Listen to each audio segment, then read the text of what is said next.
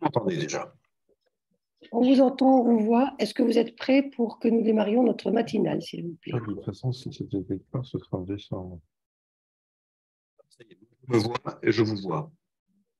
Et je me Alors, suis un- je vais me permettre une observation. Nous vous voyons de profil. Est-ce que vous avez peut-être un double écran? Voilà. j'essaie de monter mon ordinateur. Voilà, ça va mieux. Voilà, là c'est mieux. Parfait. Si vous voulez bien, nous allons démarrer. Je vais demander aux participants de bien vouloir couper leur micro. Et à Eric, c'est bon, et vous-même, Irbod, de l'ouvrir. Bienvenue à tous. Je vais faire une introduction très brève parce que nous avons quelques minutes de retard. L'essentiel, c'est d'initier la discussion et de vous écouter, Monsieur Degani Hazard. Je vous présente pour les personnes qui ne vous connaissent pas, mais qui ne vous connaissent pas.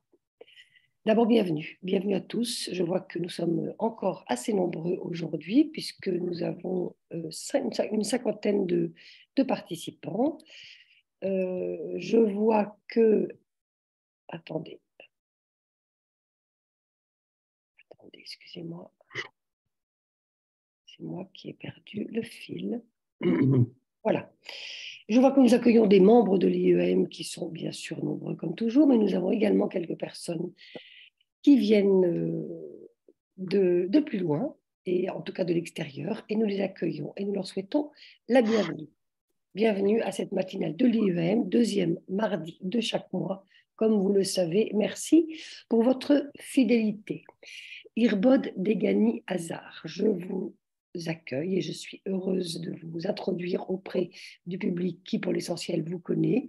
Et je rappelle très rapidement votre parcours. Après un parcours sportif et commercial, vous avez été directeur de cabinet d'un élu. Puis, vous êtes devenu chef d'entreprise avant de reprendre des études à l'âge de 33 ans pour devenir avocat.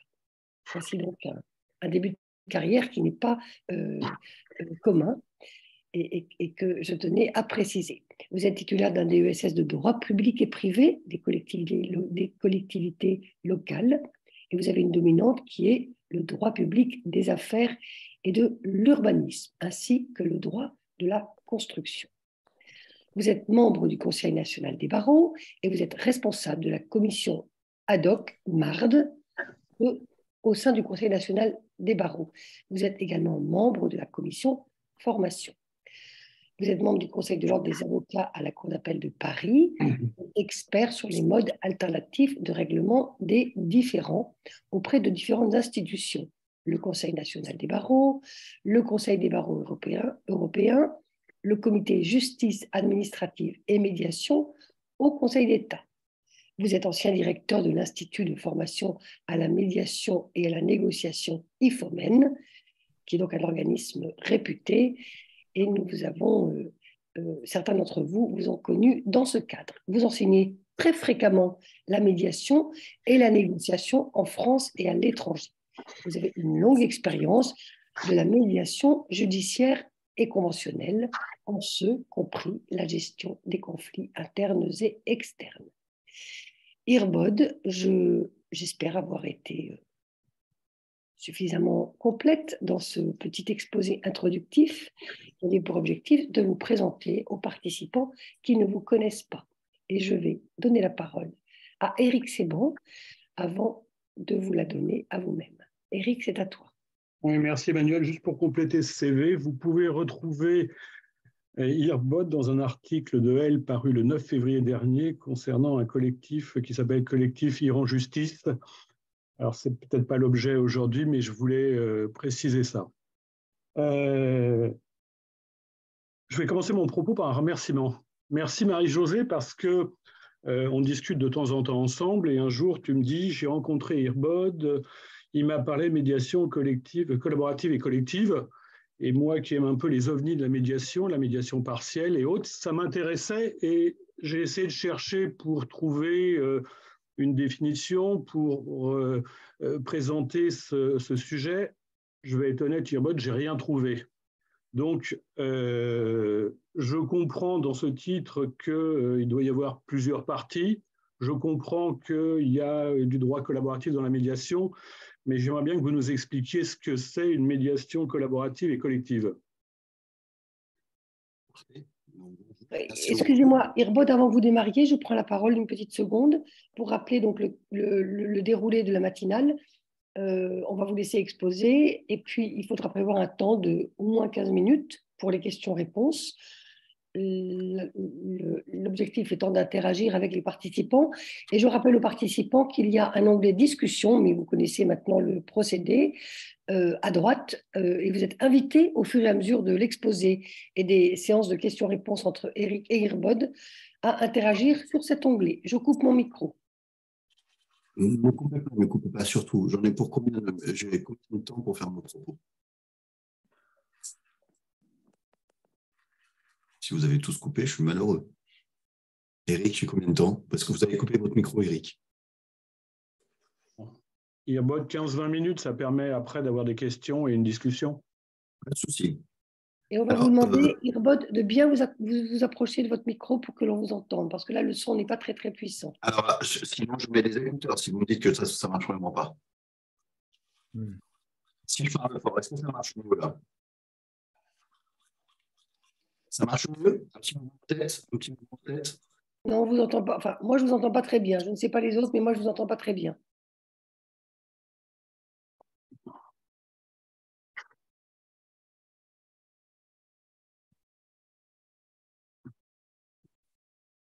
Normalement, ça devrait mieux fonctionner dans quelques minutes. Il y a une... Sachant que ça devrait prendre 10 minutes, 15 minutes, je devrais être tout à fait bon, ne vous inquiétez pas. Il y a une résonance, en fait. Quand vous parlez, il y a une résonance. Je suis dans une salle au Conseil national des barreaux qui n'est peut-être pas tout à fait adaptée. C'est bien, là. Si vous bougez, c'est mieux, là. Est-ce que c'est mieux maintenant? Là, on ne voit pas votre visage. Oui. Je suis en train de regarder sur l'ordinateur mon son. Comme je lis sur des livres, je ne peux pas traiter les deux en même temps. Allez, on vous écoute, monsieur. On vous écoute. Ça fonctionne bien maintenant? Oui. Juste, je vous chauffe mon micro comme ça va bien fonctionner. Oui, là, c'est bien. Je n'ai rien changé encore. Bon, si vous me dites que c'est bien, je ne change pas. Il n'est pas encore passé sur le casque. Alors, vous avez raison de le dire, il n'y a pas grand-chose sur la négociation collaborative et collective, parce que c'est une idée qui m'est venue après avoir fait 2 négociations, il y avait plus de 200 parties. Et j'ai pris un recul parce que ça m'a demandé beaucoup de temps de réflexion et beaucoup de temps d'organisation interne. Et j'ai pris un peu de temps pour me dire comment est-ce que j'ai fait, comment je peux faciliter les choses et comment je peux rationaliser mon activité par rapport à ça. Quand on a proposé une 3e qui, cette fois-ci, était avec plus de 300 personnes. Donc là, j'ai commencé à me dire il faut vraiment que je l'organise. Et j'en ai beaucoup parlé avec notamment Stéphane Ben-Simon et quelques personnes avec qui j'étais à l'époque en discussion sur l'organisation de médiation. Et on en a parlé, et puis on a essayé de trouver des outils ensemble. Et on a créé ce module. Alors, ce module, il est beaucoup lié à mon parcours, parce que moi, je viens de la négo avant d'être dans la médiation. J'étais dans une vie passée, mais ça a été abordé formateur à la négo dans une société. Et après avoir été commercial, avant d'être avocat, bien avant d'ailleurs, j'ai plutôt une approche négociation. Et quand on parle de collaboratif, ce n'est pas du processus collaboratif. C'est-à-dire, c'est plutôt le modèle forum ouvert, c'est-à-dire la collaboration et l'interaction entre les gens. Les 3 outils que j'ai utilisés, c'est la négociation, l'outil systémique et l'outil de médiation, je l'ai amené après, en réalité. Donc, pour être très clair, la négociation collaborative et collective, telle que moi je la pratique, c'est déjà une négociation. C'est-à-dire que comme toute négociation, il faut une stratégie. La stratégie, c'est la science des objectifs. Après la stratégie, systématiquement, comme toute négociation, avoir une tactique qu'il y a toujours dans le cadre des tensions. C'est systématiquement... Irbod, est-ce que vous pouvez vous rapprocher de votre micro et peut-être parler un tout petit peu plus fort? En fait, je suis désolée, Irbod, mais vraiment, on ne vous entend pas bien du tout, du tout. Donc, c'est très pénalisant pour les participants. Et en fait, on vous entend très bien quand vous vous approchez de votre micro et que vous baissez un petit peu la tête. Excusez-moi d'être dirigiste, mais il y a eu des moments très clairs dans votre exposé. J'essaye de faire un mieux. C'était bien par moment. Quand vous vous approchez de votre micro, c'est très bien. C'est bien maintenant. Il faut juste que vous vous approchiez de votre micro. Et là, on ne vous voit pas. Est-ce que c'est bien maintenant? Tout à l'heure, c'était très bien. Alors, attendez, s'il vous plaît, c'est juste- Non, là, on vous je entend vais pas. couper tout de suite les iPods. Et si vous coupiez la vidéo? Non, non, là, on vous entend pas. Non, mais tout à l'heure, c'était très bien. Il suffit vraiment que vous vous approchiez de votre micro. On a eu quelques phrases très claires à un moment. Je connecte tout de suite mes iPods, vous allez voir. C'est pour ça. Laissez-moi juste connecter mes iPods, vous allez voir, ça va tout changer.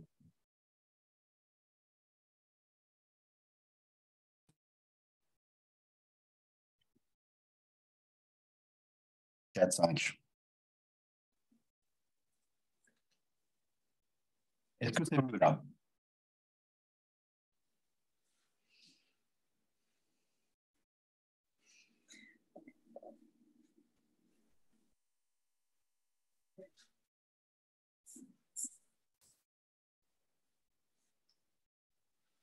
J'en ai pour 1 minute.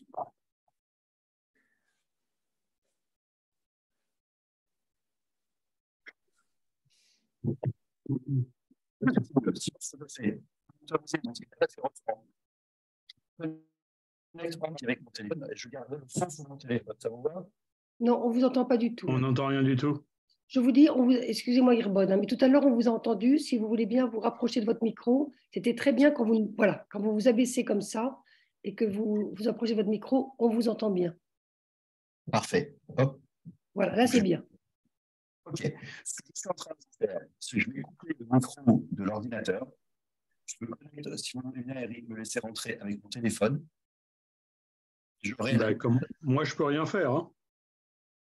Non, on ne peut rien faire. Là, vraiment, c'est...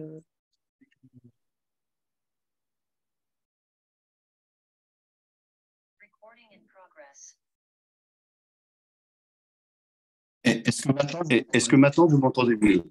Oui.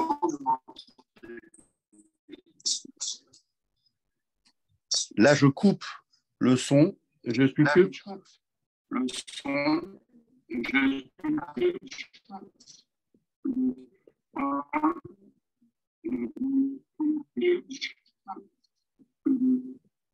Est-ce que maintenant c'est bien? Oui. Oui. Est-ce que maintenant c'est bien, s'il vous plaît? C'est parfait. Voilà, j'ai le son sur le téléphone maintenant. Voilà, j'ai le son sur le téléphone, si vous me permettez, et j'ai le micro qui fonctionne sur le reste. Est-ce que ça va là maintenant? Je peux continuer comme ça? Oui, allez-y. Vous êtes résigné ou c'est que ça fonctionne maintenant? Non, ça fonctionne. D'accord. Bon, alors, vous m'avez entendu au début sur la négociation. Sur la stratégie. Vous étiez sur la stratégie adoptée. Ok, donc dans toute négo... Je vous propose de recommencer votre exposé du début. Il est 8h54 et peut-être de l'accélérer pour qu'on ait... Parce que honnêtement, on n'a pas entendu depuis le début de la conférence. Nous vous écoutons la parole. D'accord. Donc, je recommence l'exposé depuis le début. Je disais que vous aviez tout à fait raison, qu'il n'y avait aucunement de... Je n'ai pas non plus trouvé quoi que ce soit comme présentation, comme ouvrage sur le sujet. Tout simplement, je suis parti d'un postulat de base qu'il fallait créer un outil après avoir fait 2 médiations. Et j'ai mis à plat ce que j'ai pu faire avec un retour d'expérience en ayant avec l'aide de Stéphane, et on s'est mis à plat, on a créé cet outil, et après j'en ai fait un module. Je suis parti de la négo. La négo, c'est quoi? Pour moi, c'est toujours 3 outils, c'est tactique, technique et stratégie. La science de la négo, c'est la stratégie, la science des objectifs. La tactique, c'est les moyens utilisés, et la technique, c'est les outils qu'on utilise. C'est-à-dire que on ne fait pas de la médiation normale avec 4 parties, 5 parties, comme on peut en faire avec 200 parties ou 300 parties. Je ne sais pas si tout le monde est avocat, mais j'espère que je ne donnerai pas des noms parce que on n'a pas signé de clause de confidentialité. Mais par exemple, on peut parler du dossier de Trévise, puisque c'était dans la presse. Il y avait à peu près 300 parties. On a travaillé avec les outils de la négo. et on s'est adapté après sur le processus en utilisant l'outil systémique, et à la fin, on est revenu à une médiation. Alors, j'espère que j'essaye d'accélérer, donc je fais des ponts, je suis désolé si ça va un peu vite parfois par rapport aux ponts. Prenons un processus de négociation, de médiation ordinaire. Il y a des personnes qui font des apartés, d'autres qui ne font pas d'apartés. Il y a des personnes qui vont faire des go-between, c'est-à-dire des navettes, et d'autres qui vont faire que des plénières. On a tous des questions, des personnes qui vont faire des entretiens préalables, d'autres qui ne vont pas en faire. Moi, personnellement, je ne fais jamais d'entretien préalable, sauf exception dans la négociation collaborative et collective, ou qu'on pourrait appeler la médiation de nombre, quand il y a beaucoup de parties. Pourquoi? Parce que la première étape dans cette médiation, c'est peut-être de régler la stratégie commune. Pourquoi? Parce qu'on va prendre un exemple, par exemple, de copropriété. Avec un ensemble d'immeubles, vous avez dans une copropriété avec un ensemble d'immeubles avec une incel, des gens qui sont peut-être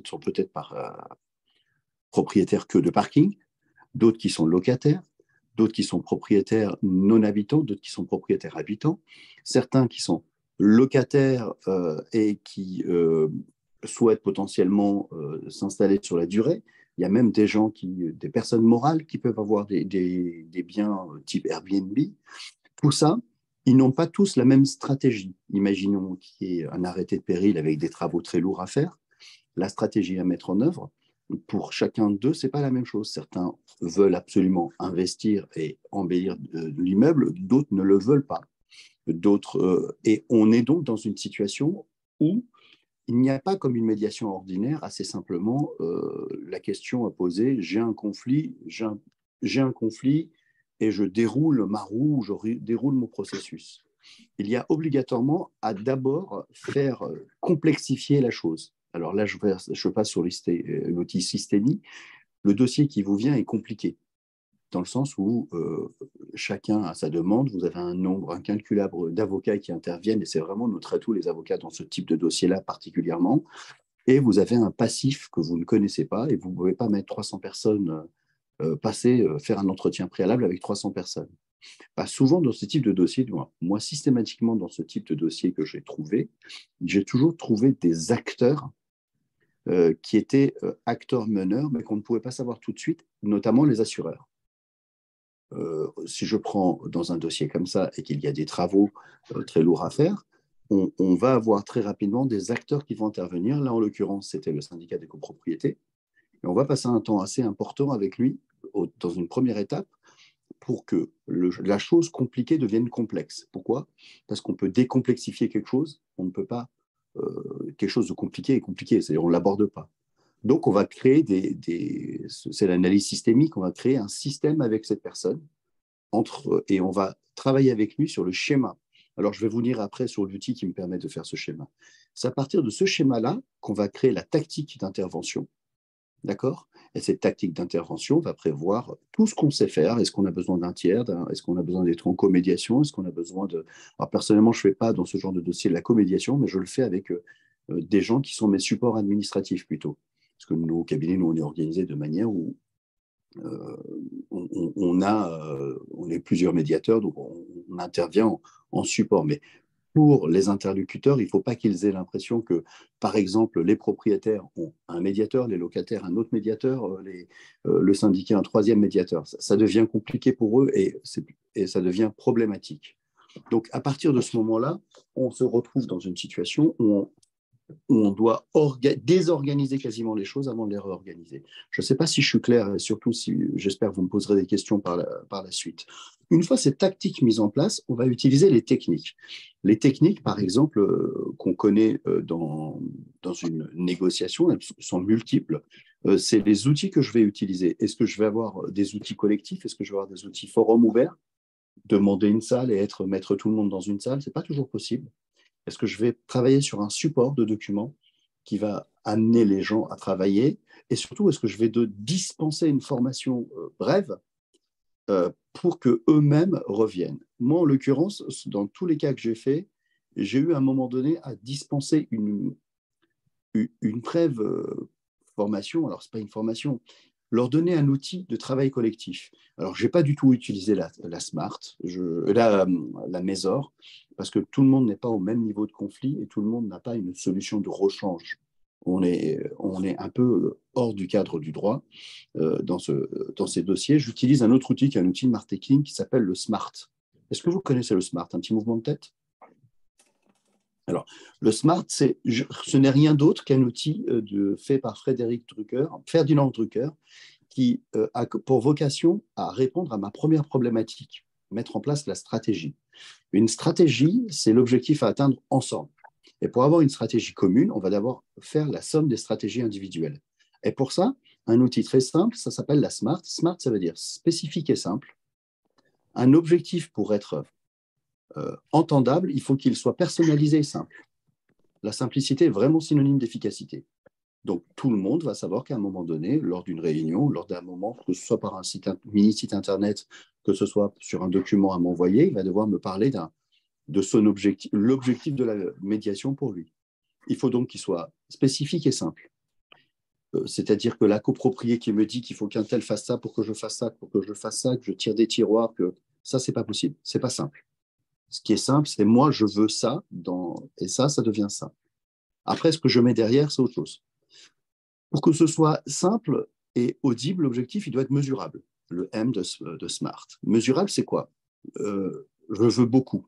Je veux que ça aille vite. Tout ça, je ne sais pas faire, moi.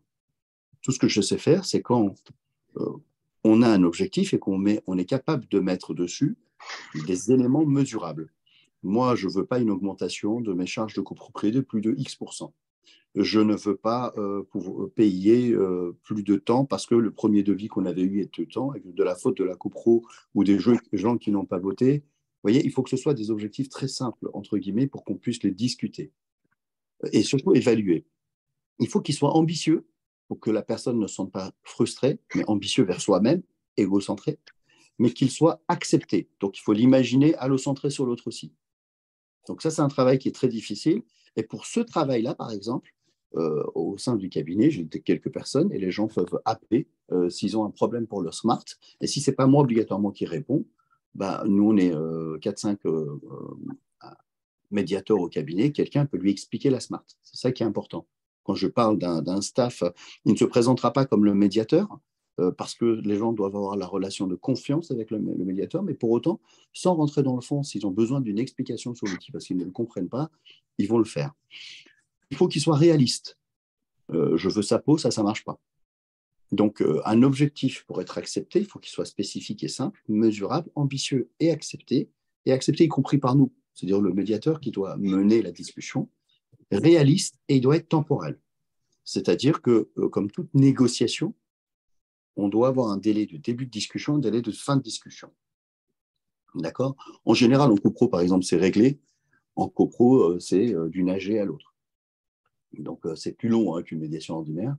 Alors, j'ai fait du préjudice corporel dans des dossiers comme ça. J'ai eu un autre dossier de sinistre assez grave où ça s'est traité de l'individu. Quand vous êtes, par exemple, sur du préjudice corporel, je vous donne un autre exemple, vous ne pouvez pas faire ce que je viens de dire. Vous avez un accident d'avion, un accident de train, ce que vous voulez. Là, c'est de l'individuel. Vous pouvez faire un bloc commun référentiel avec les assureurs et les personnes qui pourraient être responsables, traiter du volet civil et laisser de côté le volet pénal de responsabilité. Et pour le coup, là, on va faire, comme on a fait à Trévis, un accord cadre. Et c'est dans l'accord cadre qu'on va ouvrir avec toutes les victimes éventuelles l'accès à l'outil SMART. Et chaque personne va rentrer dans un cheminement de discussion. Et au bout du bout, s'il n'y a pas un accord, ils reviendront en médiation. Et là, ce sera une médiation ordinaire. Ça veut dire une partie, son préjudice personnel et les assureurs éventuellement. J'espère que je suis clair là-dessus. Les deux manières de faire, celle où on est dans le préjudice corporel, où la SMART est individuelle et donc il y aura du temps individuel, et celle où dans les éléments collectifs, en copropriété par exemple, la SMART individuelle devient vite une SMART collective. Pareil, si je vous prends un exemple intra-hospitalier, où vous avez d'un côté les médecins, de l'autre côté le personnel médical, le personnel, vous savez, de soignants, mais non médecins, paramédical, et enfin l'administration. Très rapidement, on va avoir tendance à vouloir aller sur l'intérêt des uns, l'intérêt des autres. Et puis, on se rend compte qu'à l'intérieur de chaque système, il va y avoir une smart qui va être différente. Parce que les cadres n'auront peut-être pas la même vision que les gens qui vont nettoyer les salles, que les médecins qui sont titulaires ne sont pas pareils que les médecins vacataires. Et même dans les médecins titulaires, ils n'ont pas toujours les mêmes choses. Donc, je ne suis pas en train de vous dire que ça devient immuable et qu'on peut faire un système facile, mais il faut commencer par quelque chose. Pour une stratégie, commencer une stratégie, il faut déjà simplifier, décomplexifier. On aura le temps de repersonnaliser au fur et à mesure du déroulé de la smart. Attention, on dit aussi aux gens que dans une discussion, pour être dans une smart, il n'y a pas qu'une smart couperée. Il y a un maximum, un minimum, est-ce qu'on est capable d'entendre? Et moi, je ne veux pas le savoir. Je dis juste, ne venez pas avec un chiffre, un événement, un seul truc, et qu'il n'y ait pas de notion de discussion possible. Venez avec du contenu, venez préparer ça, et venez avec quand même des marges de manœuvre. Et assez naturellement, il n'est pas arrivé un seul dossier où, sauf dans le préjudice corporel vraiment individuel, accident, où les gens ne se sont pas mis eux-mêmes, petit à petit, en coordination. Et le préjudice corporel, c'est un peu différent parce qu'on a des associations de victimes. Donc là, pour le coup, les avocats des associations de victimes nous aident beaucoup. Mais dans les autres dossiers, on a assez naturellement des gens qui viennent. Alors assez étonnamment, par exemple, dans la copropriété, vous allez avoir des gens du bâtiment A, qui soient propriétaires, pas propriétaires, locataires. Ils vont venir, ils vont créer une sorte de smart commune. Ceux qui ont les pavillons de fond de cours vont créer aussi une smart commune. Ce qui nous amène à changer un tout petit peu dans cette approche systémique ou complexe de la négociation, pour amener progressivement un changement durable des relations. Ça veut dire que l'idée simplement n'est pas que chacun reste avec son conflit, mais chacun se positionne vis-à-vis de l'autre dans l'ensemble complexe. Et ça nous amène en méthodologie. Méthodologie, là je passe sur quelque chose, comme nous, médiateurs, à prendre beaucoup plus de recul. Vous savez, le livre L'Arène, le médiateur, là, il n'est pas dans l'arène. Il est extérieur à l'arène, il va juste communiquer des outils pour une première étape, c'est-à-dire on va devoir créer une distance pour appréhender la totalité et appréhender le comportement de chacun en même temps. C'est fou comment une smart vous amène des infos. Il y a ceux qui vont vous mettre des bullet points, je veux ça, ça, ça, ça, puis ceux qui vont faire 8 pages et qui vont vous raconter, y compris défendre les intérêts des uns des autres et se poser en porte-parole directement. Donc ce premier document, alors je sais bien, hein, ça nous éloigne un peu de la médiation habituelle. Ce premier document est un document de travail très riche et qui nous permet d'avoir ce recul nécessaire pour appréhender le comportement et créer un cadre commun d'intervention. Après quoi, on va travailler sur l'outil. Alors là, je ne partage pas l'écran parce que ça va encore alourdir et je n'ai pas envie, mais l'outil qu'on va utiliser après les smart, assez naturellement, on va proposer aux gens de valider plusieurs étapes. C'est-à-dire, la première étape est liée à la négociation. Valider les parties à la négociation, le principe de la négociation et le modèle de la négociation. Assez rapidement, à partir du moment où on fait ce temps-là, oui, ça peut remplacer, mais je vous répondrai après si vous voulez sur les questions.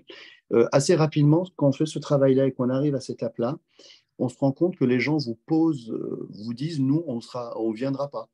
On va tous donner mandat à monsieur Intel qui a du temps, qui va venir, on aura travaillé à Smart ensemble, c'est lui qui va nous représenter. Et vous allez voir que assez naturellement, les gens vont recréer du lien et que les smart individuels qui deviennent des smart de groupe, et ces smart de groupe vont se transformer en smart collectif parce qu'on va trouver des dénominateurs communs, si vous voulez.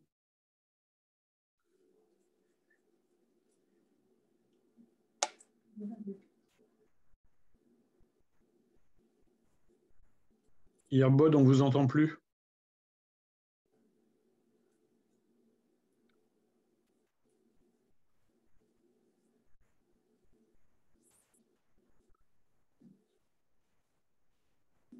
Yerbod, on ne vous entend plus.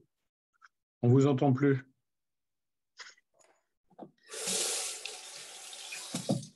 Je suis désolé, ça a décroché, je n'ai pas compris pourquoi. Vous m'entendez à nouveau? Oui, c'est bon. En revanche, je suis désolé. En revanche, on ne vous voit pas. Si, Emmanuel, alors on là, voit c'est parce que vous êtes sur l'image avec la photo, c'est-à-dire mon téléphone. Je suis toujours en haut sur le... Entendu, Pardon. parfait. Je ne sais pas à quel moment ça a décroché. J'étais en train de vous dire que assez rapidement et naturellement, alors ça, il ne faut pas avoir peur, il faut prendre le recul, c'est pour ça qu'on doit prendre le recul nécessaire. À un moment donné, il y a une manière de panique de voir arriver 300 documents qu'on se dit comment on va analyser ça. En réalité, on retrouve assez facilement les éléments d'analyse, mais surtout, ce qui est très impressionnant, c'est que les gens vont très difficilement travailler tout seuls en réalité. Ils vont vous envoyer des smarts en vous disant, voilà, on a fait une smart du bâtiment A, on a fait une smart du bâtiment B. Et puis, vous allez voir que dans le bâtiment, si tout le monde a fait une smart et qu'il n'y a qu'une personne qui n'a pas été avec les autres, bah là, il y a dans le système quelque chose à faire. Et là, il y a quasiment une médiation dans la médiation à mener, d'avoir une vue d'ensemble. C'est un peu ce qu'on fait en forum ouvert. On met tout le monde et puis on fait travailler sur des petits post-it si on veut. Dominique de Retourné adore ça, par exemple, les petits post-it. Moi, je n'utilise pas les petits post-it, je le fais autrement. Mais on travaille avec des outils et puis on rapproche les outils et puis on voit une cartographie de l'ensemble du litige. Donc, une fois qu'on a validé ça et qu'on a validé les parties à la négociation, le principe de la négociation, les modèles de la négociation, qu'on ne va pas encore appeler médiation. On est encore dans une négociation parce qu'on travaille encore sur les objectifs à atteindre pour les uns et les autres. Par exemple, dans cette copropriété dont je vous parle, ce cas pratique, là où il faut qu'on joue, on est en général une vingtaine minimum, parce qu'en dessous, ça ne vaut pas le coup par rapport au nombre de personnes. Bah, l'objectif commun que l'arrêté de péril ne puisse pas être mis en œuvre et que les travaux soient fixés arrive très rapidement. Donc, faire nommer un architecte ou missionner l'architecte pour faire un cahier des charges et avoir les devis, ça arrive rapidement. Deuxième objectif arrive aussi rapidement, c'est d'aller chercher des subventions. Troisième objectif est très difficile, celui d'aller s'endetter ou pas, si vous voulez. Ça va. Vous voyez, ça devient vraiment des objectifs. Ça devient du concret et du matériel à ce moment-là, parce qu'on va en plus mettre en place un champ lexical. On va voir les mots qui retombent. On aura le passif des uns et des autres et des historiques, pourquoi les travaux n'ont pas été faits, tout ce qu'on veut. Et c'est marrant parce que, c'est marrant. Ce qui est étonnant, c'est qu'on est moins sur la responsabilité là que sur l'organisation dans cette étape. Et une fois que tout a été fait et qu'on a mis en place des objectifs communs et les limites à ne pas franchir ensemble, alors on commence à décliner les smarts au niveau individuel, de sous-groupes et la smart commune.